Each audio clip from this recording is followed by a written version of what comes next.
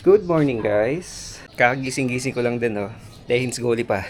So in this video guys, maglilinis tayo ng ating chain and sprocket. At ang gagamitin natin ay ito, Mototech Chain Maintenance Kit. Ayan, chain cleaner siya, tsaka chain lube. Ito may libreng chain brush, itong nakakuha ko. Yan, so ito yung madalas kong gamit guys. Kaso madalas din akong maubusan kasi maliit lang yung nabibili ko nito na chain lube eh. Parang 100 ml lang yata yun o basta yung mas maliit dito kaya yun, mabilis siya maubos sa akin. Lalo na at madalas ako mag-maintain ng chain and sprocket. Pero ito nga, naka-order tayo ng mas malaki yung chain lube, 250 ml na siya. Pero yung chain cleaner ganun pa rin, same size, 250 ml. So yun, linis na yun, lubricate tayo ng chain.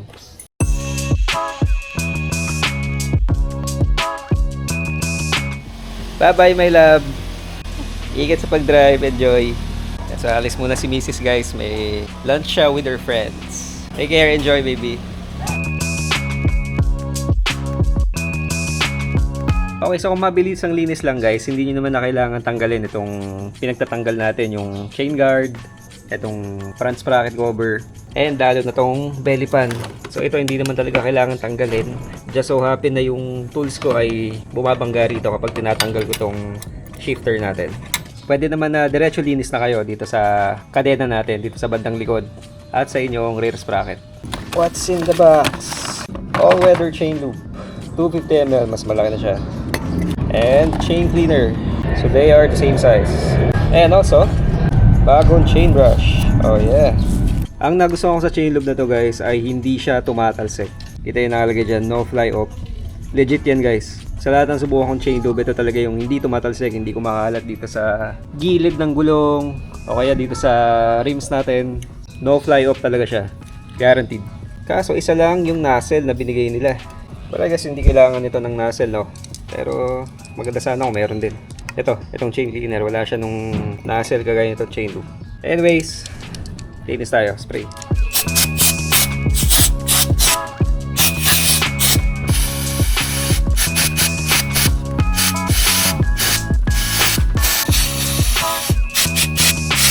Tanggal ang dumi.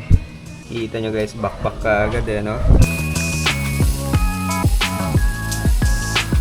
So this is actually how not to spray your chain cleaner. So apparently nabugaan ko rin yung gulong guys sa gilid dahil hindi ako naglagay ng cover. Hindi ko nalagay itong calchis eh. So don't forget, lagay kayo ng cover dito somewhere. Yan, something like that. Para pag spray nyo nga naman ay hindi mapupunta sa gulong nyo. You know, it's always fun guys na gawin ang sarili nyong maintenance, no? Kaya rin ako nag-share ng mga videos na ganito para din ma-encourage kayo to work on your own bike, no? Lalo na kung mga basic maintenance lang kagaya nitong paglinis ng kadena, pag-change oil, pagpalit ng mga PMS na items sa inyong motor, air filter, spark plug, ganyan. Marami tayong matututunan tungkol sa motor natin at pati sa mga tools na dapat gamitin sa pag-maintain ng motor. Kaya always encourage everyone na mag-DIY kayo sa sarili yung motor kasi napakadali lang naman niya guys. Kailangan nyo na mag-invest sa mga tools, sa equipment. Basic lang naman, hindi naman ganun kamahal. And mag-enjoy din kayo. Okay, after brushing, babalawan natin siya sa running water.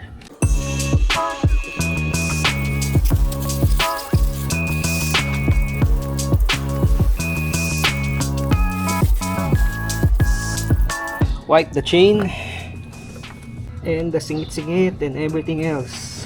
Punas mo lang, pati sprocket. Iingat lang sa mga fingers nyo guys, baka maipit. And please guys, wag nyong gagawin to.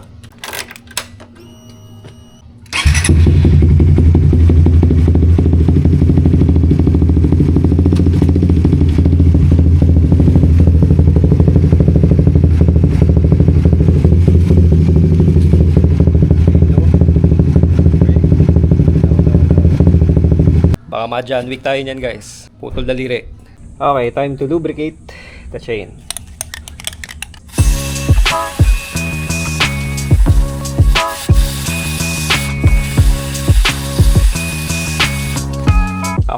Okay na yun. So ang kagandahan din pala sa chain lube na to guys ay clear lang siya. Ayan, wala siyang iniiwan na puti-puti at malinis lang siya talaga. Para siyang wax kumbaga. Ayan, para malinis lang tingnan ng chain and sprocket natin. Ayan. Okay na.